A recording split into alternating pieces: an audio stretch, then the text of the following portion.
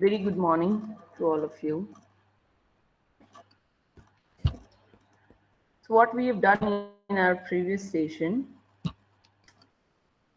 we have seen about the constructor, right? That why we are using constructor, what are the rules for the constructor, how we can make a constructor, then overloading of the constructor. Somehow we have seen, though we will see that example again today.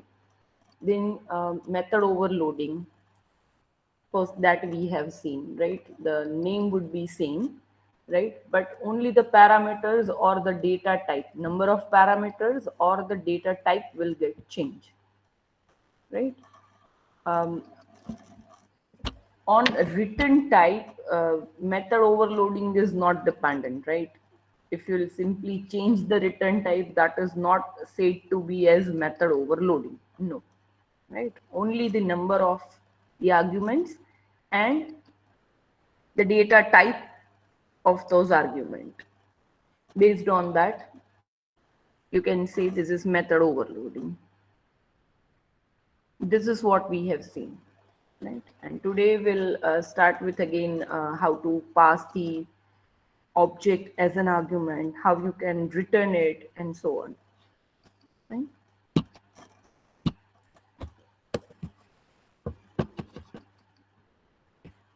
Very few students are today. Classes of 80, exactly 50% students are here. Just should we wait for a minute?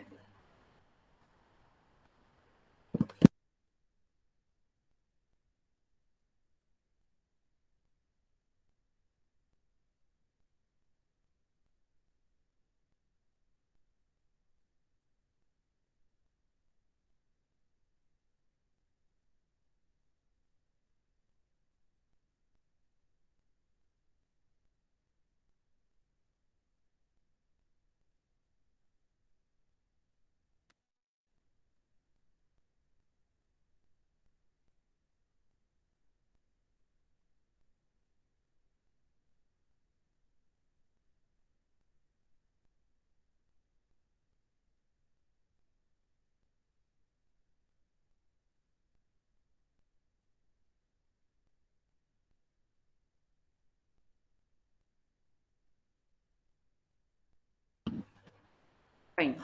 We'll start. Waited for sufficient time. Okay. So here I've shown you one example of method overloading. Actually, the two different example. If you remember, void test. Inside that, I was first not passing any argument. Second time again void test, and I was passing integer I. And then the third time in void test, I was having integer A, integer B. Right? If I'm giving integer value, then it will find the exact match. But if I'm not having that integer parameter wala function, then at that time, if double argument is there, then it will just search for the relevant match, right? Nearby match. And it will call exactly that method where I was having double as my argument, though I was passing integer. That we have seen. Now the another example. So actually what is method overloading, right? If a class has multiple methods having the same name but different in parameter, then it is known as method overloading, right? Here I have made my method as a static. If you don't want to make it as a static, simply remove this, and here you will create the object, and via object you will call this functions, or you can say methods, right? Very simple, but I'm, I'm actually showing you another way that what you can do is, as we have already seen this, that string operations, you know, many of the methods over there inside that refer class, um, those methods were the static one, and we can invoke static method by directly the class name, right?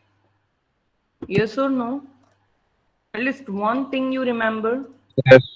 Yeah, static method we can invoke, we can call directly by the class name.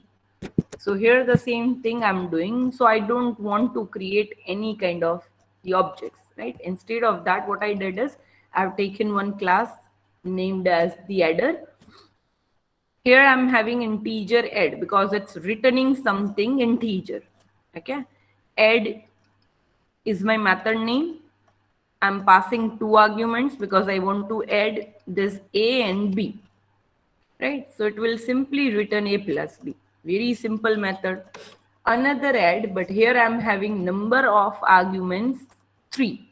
1, 2, and 3. So A, B, and C. Name is the same. So this is known as method overloading. Right? And again, I'm simply returning A plus B plus C. Right? Now here in this class main, I'm having public static void main, and here in system.out.println, see, because these methods are returning something. If they are throwing something, then we need to catch here. Either you can take another integer variable, you can store it, and then you can print it. Or else directly what you can do in system.out.println, directly you can call the method from here, right? So what is my class name? That is adder, because they are the methods of adder class. So I can call via this class name, adder dot add, and only two arguments. So it will call this method. If three arguments, then it will call this method. Simple. And that summation will be printed. Okay. Now the second thing, here first we will see what is constructor overloading, right? Though we have seen, but still.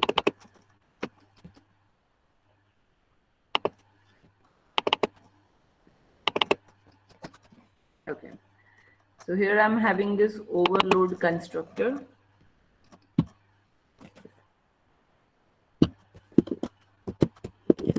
Yeah. Here I'm having my class box, right? Where I'm having three variables, width, height, and depth. Now, just forget about this for right now, right?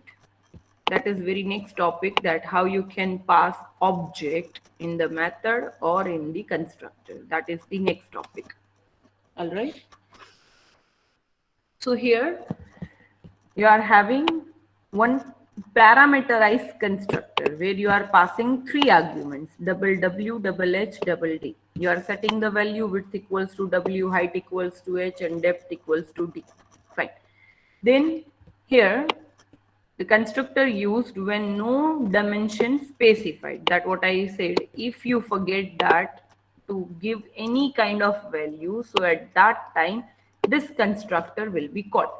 If I'm specifying the value, then my parameterized constructor will be called, right? But if I'm not passing any kind of parameter, at that time it will set some default value, whatever you want to give over here. I have given -1. You can set over here 10, 5, 20, okay? Any default value for width, height, and depth. You can set even 10, 20, and the 30. Okay? Any fixed value, right? Then the constructor used when the cube is created. So here this constructor is for what? Here I'm passing only one argument because I'm having my box as a cube, and in cube all the dimensions will be same. Width equals to height equals to depth equals to whatsoever you have given. Say suppose here you have given 7. So 7 will be set for width, height, and depth. All three dimensions. They will be same for cube. Okay. So only single parameter is here. We are having three parameters. We are having no parameter constructor, right? And all the constructors are there in a single program. You can check box, box, box. But here you cannot write a same parameter, means same number of parameters in same data type second time. Then it will show you an error. So that we already know, right? Overloading constructor, overloading methods, they all are having the same rules. Fine. So here, now I'm having this method volume, which will simply return width into height into depth, that we know.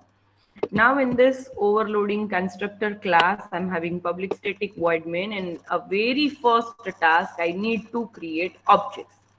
So at the first time, I'm creating object myBox1, which will call my parameterized constructor, but 3. Okay. Next time, I'm not giving any values here, so it will call no argument constructor. Here I'm having a cube, say suppose, so I have given the name as my cube, and I'm passing only one parameter, right? And then I'm simply calculating volume for the myBox1, myBox2, and myBox3, right? Simple program. Should I show you the output? Because here output is not important. We know that we will get the volume at the last, right? But how to write a program, that is important. That is why I'm not showing you the output. But if it is required, let me know. No, ma'am. Yes. Okay.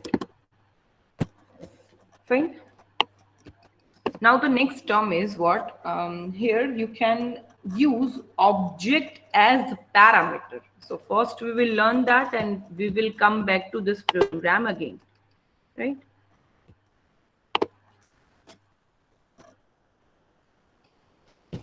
Passing object. Okay. So here you already know how to pass object as a parameter. You have to just write the class name over there, and you can create the object over there. So that is, you are passing object as a parameter. Right. I've taken one class test. Inside that, I'm having two integer variable a and b. Here, I'll make one constructor where I'm having formal parameters integer I, integer j. Simply, why I'm using constructor? Very first question. Every time I'll ask, why we are using constructor?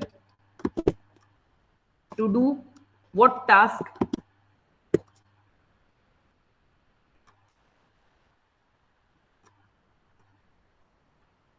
Hello?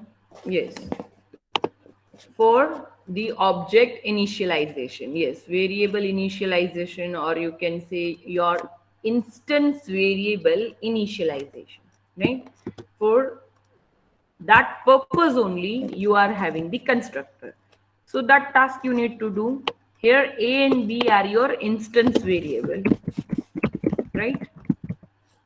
For that only a and b would be at the left hand side, and whatever the formal parameters you are having, this I and j, that you are setting to this a and b. Fine. So ultimately my value has been initialized to this. Fine. Now I'm having one method equals, right, which I can override in my class because I want to implement my logic. I have used equals method where I was having a string objects, so it can directly compare. But here I am passing my user defined class object, because here equals method don't know what is test, right? And if I'm simply passing object of this class test, then equals method cannot calculate that what logic you wants to apply, right? So for that you have to write this method, right? Return type would be boolean, either true or false, right? So boolean equals, and I'm passing one object, test O. But for that we will check this first and then the logic. Here I'm having this class pass object, right? In that public static void main. Here I'm having test object 1 equals to new test, and I'm giving the value for my A and B. Whenever I'm creating the object, at the same time, my constructor will be called. So here is my parameterized constructor test 100 and the 22, which is the value of this I and j, and finally it is set to my instance variable A and B, right? Second time also I'm creating one object with the same value, and third object I'm creating with some different value, because I need to check that whether my object 1 is equals to object 2 or not. It means what? I need to check for this two values, that here whatsoever the value of A is there exactly same whatever the object 2 is having the value for A. So I just need to check the value of A and A, B and B of the respective objects, object 1 and object 2. Okay. And how I can call this equals method like this only now, object 1 dot equals, and only one object I can pass inside as a parameter, right? So here I'm passing object of which class? Test class. Now it will call that method, this one. So here O is nothing but actually object 2, no? For the first line here. So this is your object 2, which is having the value for A and B like 122. And for object 1 also A and B is like 122, right? So here I have given a formal name for my any object, that is O, right? But O is of type test. And now I'll check if this O dot A is equals to A. Why I'm simply writing A and I'm not writing any object 1 dot A? Because here, if you remember the concept of this, then I said that whenever any of the method is called via object, then their parameters will be already passed as with this keyword. So it is something like this. It is already passed. So everybody know who is A and B here. Only A and B. Because this A and B is nothing but actually it is object 1 dot A and object 1 dot B. Yes or no? Do you remember this concept? Yes, ma'am. Yes. What about the others?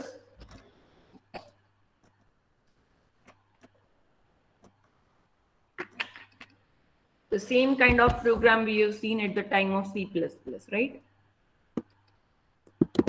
Okay. So here you are simply writing this A and B, because this A and B is nothing but they are the instance variable of object 1, right? So that is OB1, you can say, right? This A and B. But here, whatsoever is not known, that is this, because you have passed it in as a parameter. So here I need to check with this O dot A and O dot B. So this is your object 2 dot A and this is your object 1 dot A. And we are simply comparing it. If both the objects are equal, I mean both the variables like A and B, both are equal. So that is why I have given this short circuit operator end, right? If one is matched but the another one is not matched, then also I'll simply return false, that it is not matched, right? If I'll give like this, then A is matched but B is not the matched one, right? So I'm checking for both the condition, and if it is true, then it will simply return true, else it will return false. So my two objects are equal or not, that I'll get to know. First time here I'll get true, and second time here I'll get false, right? Because object 1 is having 122 and object 3 is having -1 and -1. So you will get false over here, right? Now here you are passing object 3 in second line. So here this will refer object 3, this O, right? and it will check object 3 dot a equals to object 1 dot a or not, right? Anything difficult in this? If still you are having any doubt, you can ask me. Huh? Ask me right away.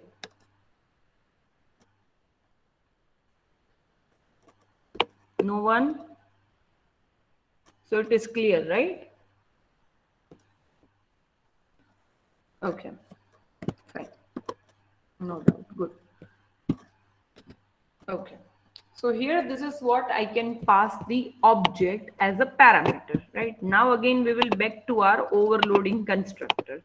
And now you can understand here we don't have a such kind of term that where we can see this is the copy constructor. Instead of that, again, you can say this is my parameterized constructor, right? Here I'm creating another object box CP. CP is nothing but a kind of copy, you can say, right? For that, I have given the name CP equals to new box, and I want the value for my width, height, and depth, which is very similar to my box 1, right? So I'm not giving again the parameter. Instead of that, I'm passing whole object as my argument. Okay, so here the my box 1 is nothing but it's a object of class box. It's an object, right? So it will directly call this constructor. Here I'm having one constructor box where I have passed the argument, that is OB is my object, but the data type is what? Class type, class name, right? That is box. And here I need to set, you always remember this width, height, and depth would be at the left hand side. So I'm having width, height, and depth. And now what I need to do is I need to give the value of my object, whatsoever the object I have passed. So what I have passed actually, I'll write over here only. What object I have passed? My box 1, if you remember, right? So it will set all these 3 variables, width, height, and depth, that is of my box 1. So I am saying that here, my box 1 dot width, my box 1 dot height, my box 1 dot depth. But here I have taken a formal name as OB, so I am writing OB. But you are doing actually this, my box 1 dot width, height, and depth, that you are setting to this width, height, and depth.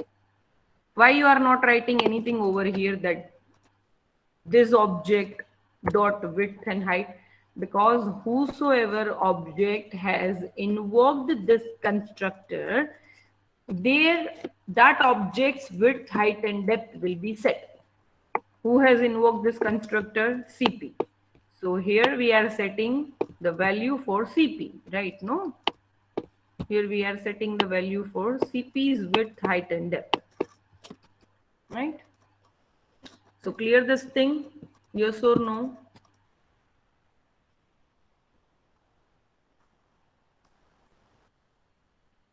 Any doubt in this? What we are doing in this copy constructor?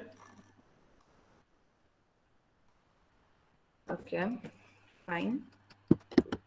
Clear, good. All right. Fine, good.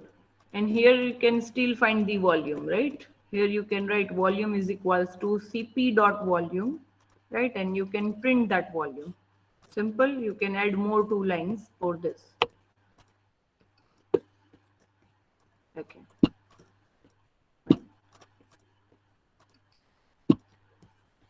Now we can even have that return of the object, right? You can even return the object. You can generally return integer, you are returning float, you are returning double value, but here you are returning object.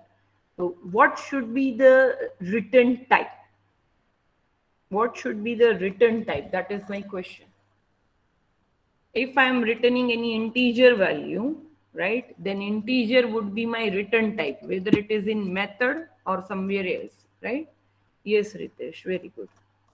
It would be your class name. right? That would be your return type. Simple.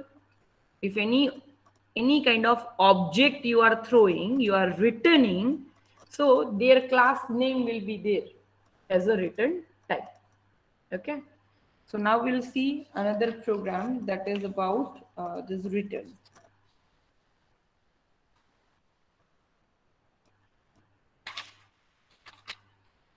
Because you are returning an object.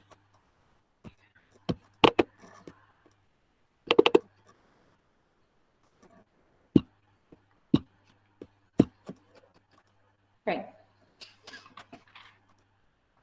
So before that, okay, before this example, I would like to introduce again a very simple funda. If you have seen the method, you already know it is call by value and call by reference, right? So we'll see that first. And after that, I'll show you how to return an object, okay?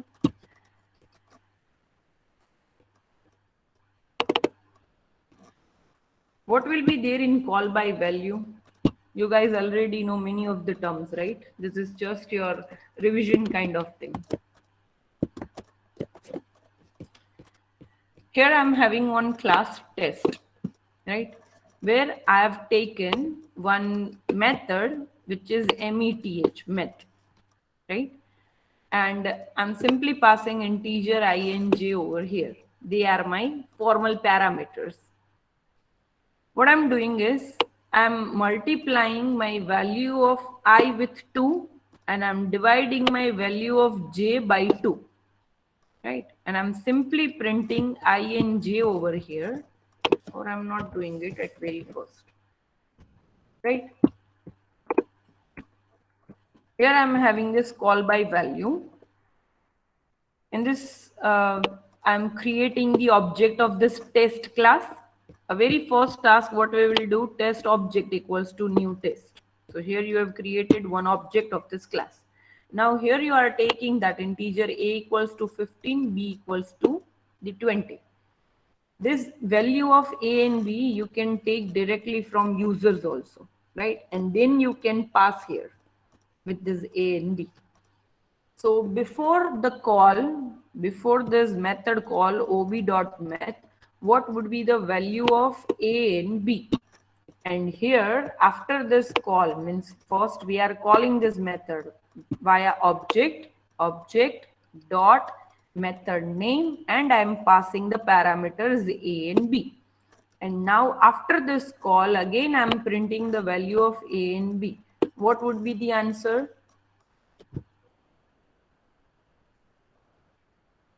What would be the answer before and after? Before it is 15 and the 20. What would be after?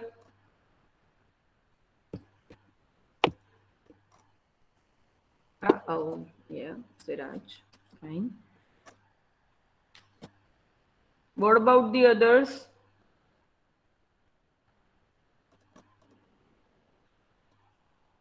What would be the value of a and b after this method call? 30 and 10, 30 and 10, 30 and 10.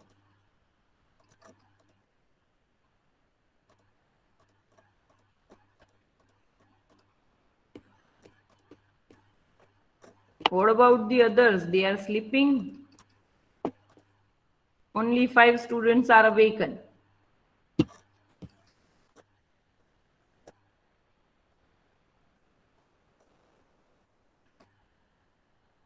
So am I asking so hard question?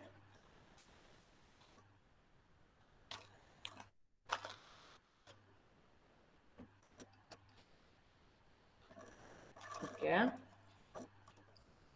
First thing, okay, a very first thing, if you have seen the program name, it is called by value. Then also you guys are writing 30 and 10. I mean, I really don't know why it is 30 and 10. Very first thing, here what you are doing is you are passing this a and b, right? They are the variables, integer variables. They are not the objects. So 15 and 20 will be passed over here. 15 and 20. It will go to this method, to this I and j. So here I is having 15 and j is having 20, right? And here whatever I'm doing, that is with my I and j. No, I'm not doing anything with a and b. Then also you guys are writing 30 and 10. I mean, you seriously don't know what is call by value and call by reference after this.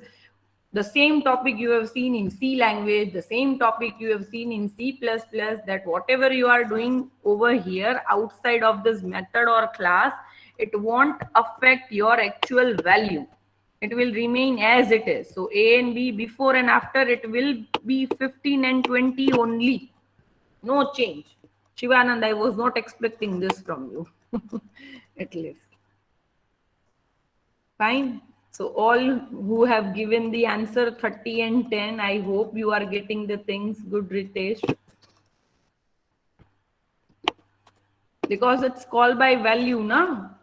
So it won't get changed. Whatever you are doing, this I multiply by 2 and j divide by 2, that is you are doing with I and j. They are the different variables. A and B are the different variables. So how this value will affect this A and B? All right. So this is called by value.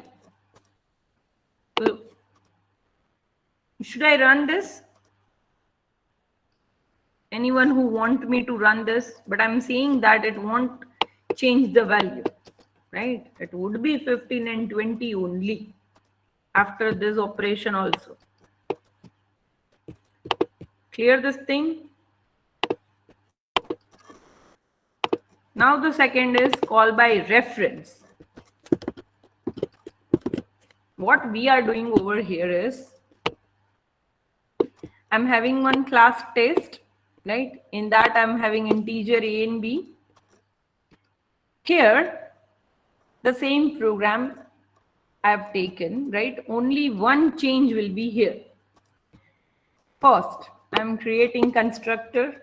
Why I'm creating constructor? Because I need to set the value.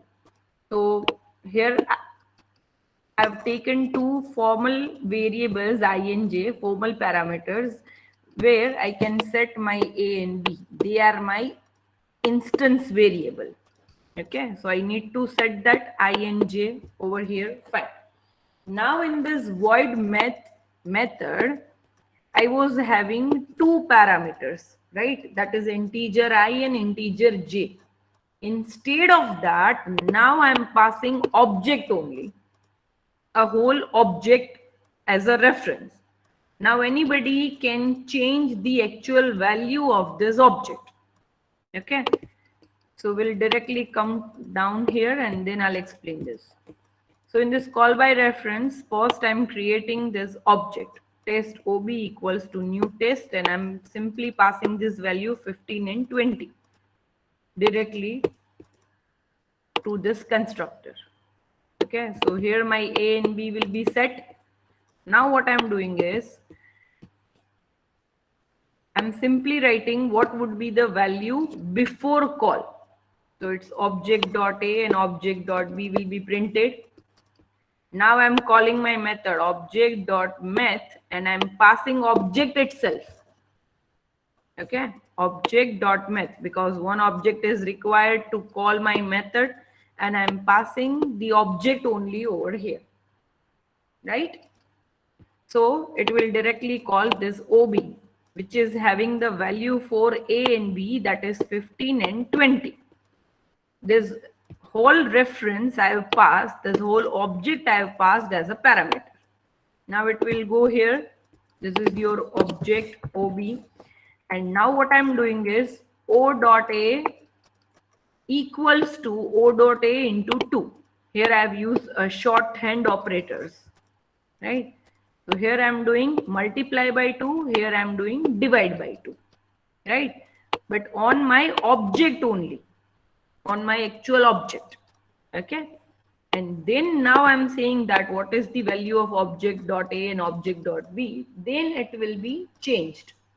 because I have passed my object itself. So first it was 15 and 20, and now the value is 30 and 10. So clear this thing? Yes or no?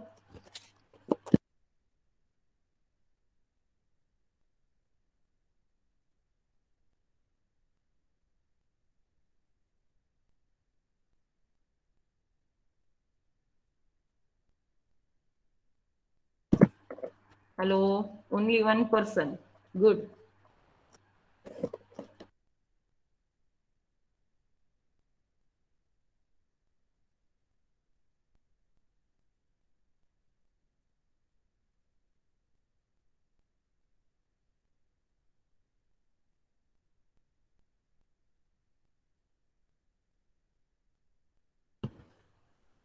Fine.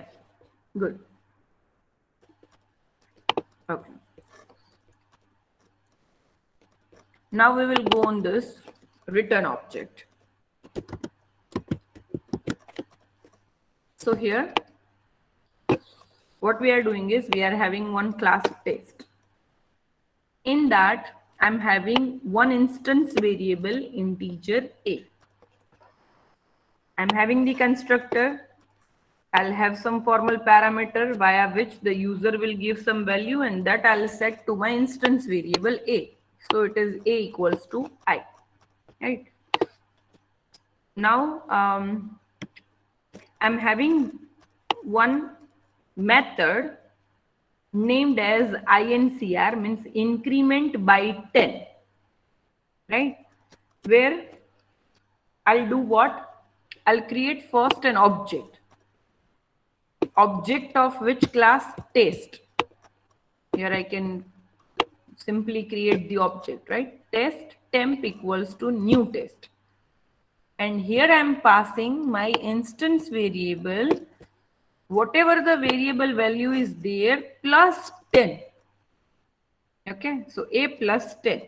Whatever the value of a is there, here first time we have given 2. So here 2 plus 10 will be there. Okay, and it will simply return this temp. Now what is the data type of temp? It is test, right? Data type is what? Test. It would be always the class name. For any object, if you will ask what is the data type, you can see that that is the class name. So here I am returning this temp. So here what would be the return type? Because it's returning that value over here. So that is why you are having this as a test. If the value would be integer, you can write integer. If the value is float, you can write float. But here you are throwing the object. So object will always have its class name. So that is why we are writing here test. Okay. Now my main class, who is having public static void main. Here I'll create the object test ob1 equals to new test. And here I'm giving the value 2. So this 2 will be set to my a. Here it would be 2 for I, right? Now what I'll do is I'll create another object, test object 2. And what I'm doing is ob2 equals to object 1 dot increment by 10. Why I have done this thing? Say suppose I'm having some integer value, and here this temp is nothing but integer. Say suppose for a minute. So here return type would be what? Integer, right? If this temp is integer, we are throwing something integer. So your return type would be integer. And to here to catch that value, I'll take another variable, temporary variable, or you can say ABC, whatever the name you want to give, right? Integer a, that is the temporary variable which will simply catch my value. And I can say that now a is equals to, and then I can call this function. Yes or no?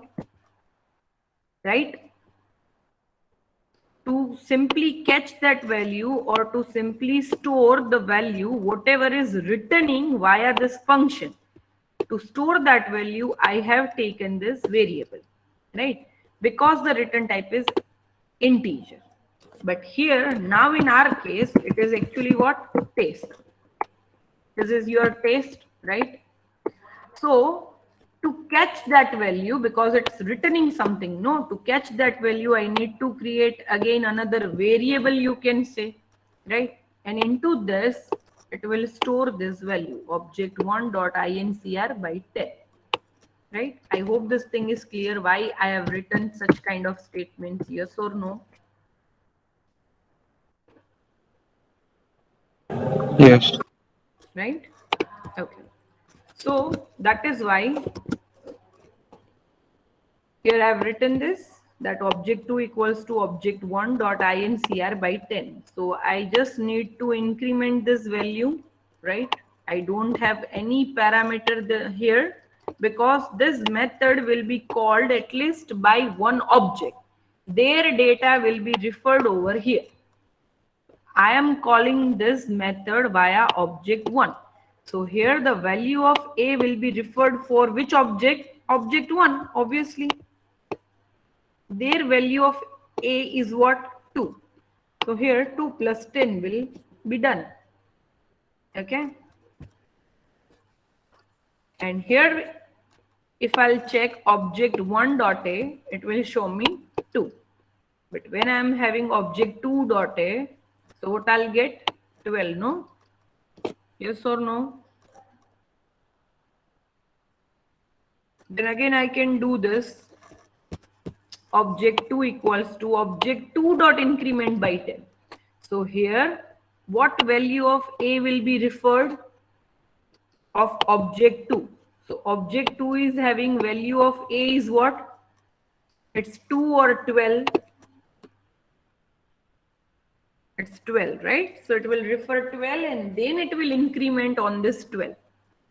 It is something like that, right? So we'll run this program at least. So object2 dot a, after the second increase, they are printing the value over here, object2 dot a, after incrementing, right? Okay.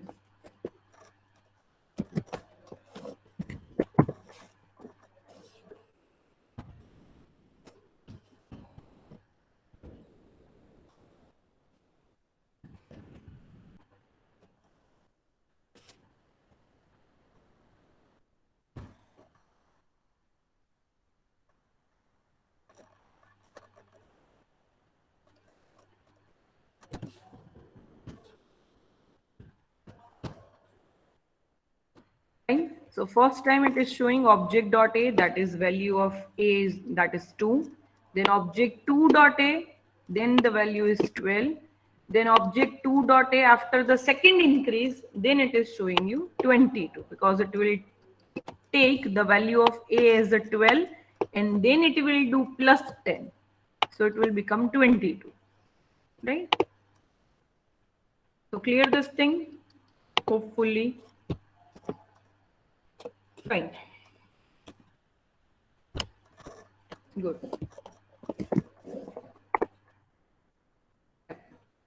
So this is how we can pass the object. This is how we can return the object, right? And I'll show you another examples. Right.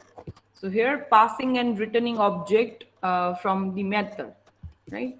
So here first I'm having a class student, right? In that string name, integer roll number and marks. 3 values I'm having, right? And for each and every value, what I did is I have not used any kind of constructor to set and get the value. Instead of that, we have used over here method, right? We have used over here method. So here I'm having one method, that is get name. Get name means it will simply return the name. Name would be in string. So my return type will be string. Okay, I'll simply do return name. Here I want to set name. If I want to set name, I'll take again over here string name. If my instance variable name and my formal parameter name, they both are the same, so I cannot say name equals to name. Instead of that, then which keyword I need to use? This. So this dot name equals to name. Now here you can see this for get roll number. I'll simply return the roll number. Roll numbers data type is integer. So here the return type is integer. Right? Set roll number. You are simply setting the roll number if you have taken both the name very similar. So this dot roll number equals to roll number. If you are simply taking here integer r, then you can say roll number equals to r. So that is valid. Fine. But if the both are having the same name, then and only then we need to use this keyword. Otherwise, it is not required. Same way for the marks, right? Get and set, get and set. So here we are having 6 methods for get and set for these 3 variables. Okay. Now what we are doing is we are having one method where I'll check that whether the student, which student is having highest marks, whether it's S1 or S2, because here S1 and S2, they are the objects. Objects of which class? Student class, right? Student class. Okay. So here I'll simply check if S1 dot marks is less than S2 dot marks, then I can say that S2, he is a topper. Okay. So I'll simply return S2. So here I am throwing object itself, yes or no. Here I am returning what? I am not returning marks here, that S1 dot marks. Here I am not returning the S2 dot marks or something like that. Here what I am returning a whole object, that return S2. That S2 is the topper. So here I have return type for my method is student. Have you seen this? Right? Because I'm returning a whole object, and the object would be having a return type as its class name. So I'll write student over here as a return type. Method name is the check topper. I'm passing to object as a parameter, and I'm checking this. Else return S1, because here the S1 is having greater marks than S2. Simple. Now, here in this public static void main, what I'll do, I'll create 3 objects. S1 equals to new student, S2, S3, and you don't have to pass any parameter over here because you have not used any constructor. Instead of that, you are getting and setting via methods. So here I'm doing S1 dot set roll number, that is 1. S1 dot set name, my name. S1 dot set marks, that would be 25, right? So this is how I'm setting all 3 variables. Again, for the second object, S2 dot set roll number 2, S2 dot set name with the name, S2 dot set marks with some marks. And now what I need to do is I need to check which student is having highest marks. So it will return what? It will return whole object. And to store that, I need to create another object S3, right? So that is why I'm having this S3 equals to student dot. Why I have written student dot? Because this is the static method, no? If this method is a static one, you can invoke that method via the class name. So I am having that student dot check topper S1 comma S2, right? And here I'm simply printing that S3 dot name. So name of this object will be printed, that who is having highest marks. So either this or this will be printed here. All right. Any doubt in this program? Yes, Shivanand, you're asking something? No. Okay, okay.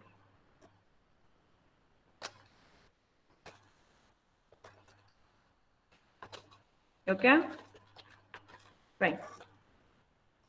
So I'm showing you 1 or 2 examples for each and every topic, so it would be more clear. Okay.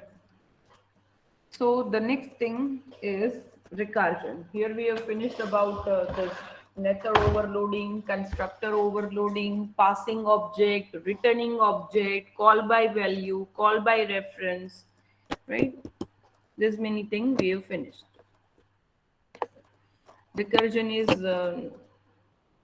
not a big topic, but still we will start it on next time, right? Right? We are having two programs actually for the recursion. That is why I'm not starting it right now. Okay, fine. Okay, so that's all from my side. If any doubt is there, still waiting for your doubts, right? For 2 minutes, then we'll wind up the session. So please, if any doubt is there, you can ask me. This is your base, right? If you don't know what is class and object, you won't get anything. But if you know this thing, then the Java is very easy.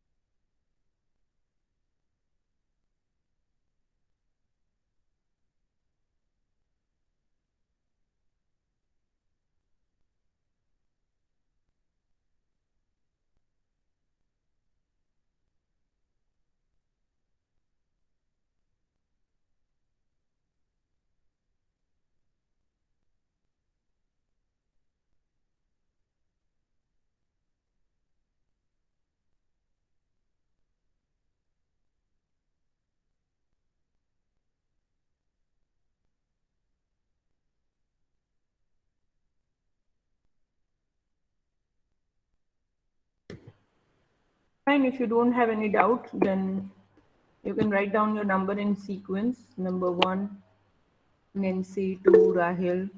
Arey, Jay.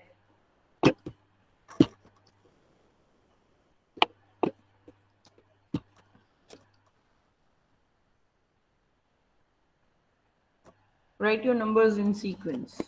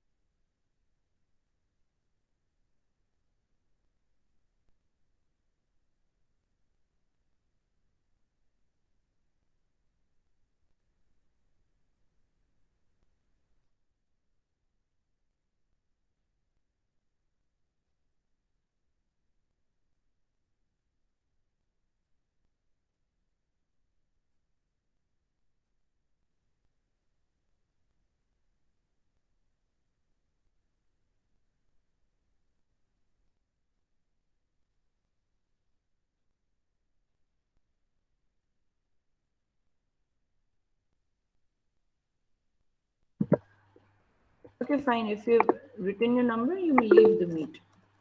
Quickly. Quickly.